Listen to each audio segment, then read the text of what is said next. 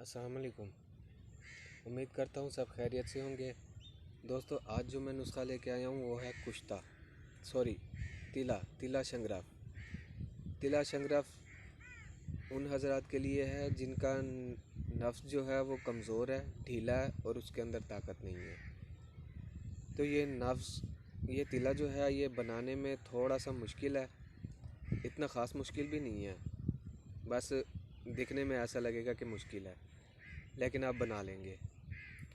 तो इस तिले का फ़ायदा ये है कि ये नफ्स का ढीलापन दूर करेगा, नफ्स के पट्ठों को मजबूत करेगा, नफ्स डंडे की तरह सख्त होगा। ठीक है।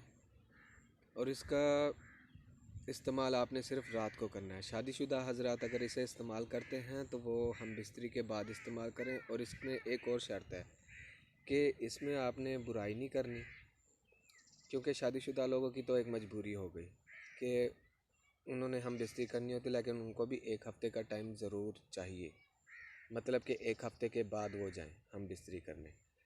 और कमारे हजरात अगर इस्तेमाल करते हैं तो वो बुराई से दूर रहें।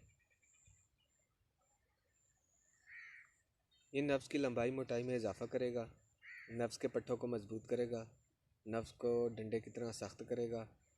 और इसके अलावा बहुत से इसके फ़वाइद हैं। जब आप इसे इस्तेमाल करेंगे तब आपको ख़ुद ब खुद इसका रिज़ल्ट मिलता जाएगा।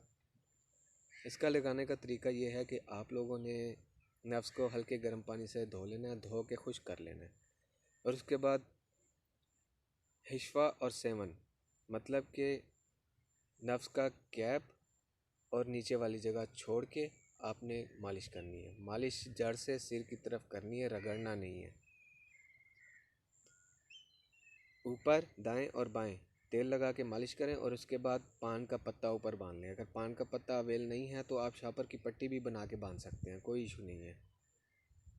और ये आपने लगातार 3 माह इस्तेमाल करना है। रिज़ल्ट आपको एक हफ़्ते में मिल जाएगा, एक हफ़्ता, ज़्यादा से ज़्यादा 10 दिन, लेकिन आपने मुकम्मल 3 माह का कोर्स करना है। 3 माह से कम नहीं करना और छुट्टी एक भी नहीं करनी। ये नहीं कि आज लगा लिया या थोड़ा सा रिज़ल्ट मिला, आपने कहा ठीक है बाद में लगा लेंगे, ऐसा कुछ भी नहीं करना। आपने ये मुकम्मल लगाना है। ठीक है। और नुस्खा जो है मैं उसकी तस्वीर जो है बना के ना वो इसकी वीडियो के लास्ट में दे दूँगा, ताकि आप आसानी से इस नुस्खे को पढ़ लें। और इसका तरीक़ाकार बनाने का भी मैंने वहाँ पे मेंशन कर दिया है, आप वहाँ से देख सकते हैं। और लगाने का तरीका मैं आपको बता चुका हूँ, ये आपने इसी तरह ही लगाना है। और हाँ, एक और ज़रूरी बात कि लोग अक्सर जब तिला इस्तेमाल करते हैं तो तिला इस्तेमाल करने के बाद साबुन के साथ अच्छी तरह रगड़ के नफ्स को धोते हैं, तो ऐसा बिल्कुल भी नहीं करना। जितना अरसा आपने तिला इस्तेमाल करना है उतना अरसा आपने सिर्फ सादे पानी से ही नफ्स को वॉश करना है। ठीक है, ये बात क्लियर होगी।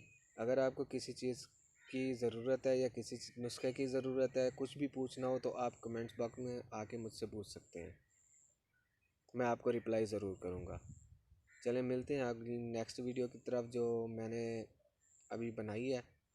तो तब तक के लिए इजाज़त दीजिए। और हाँ, मेरे चैनल को सब्सक्राइब कर दीजिए और बेल आइकन को प्रेस ज़रूर कीजिएगा। अल्लाह हाफिज़।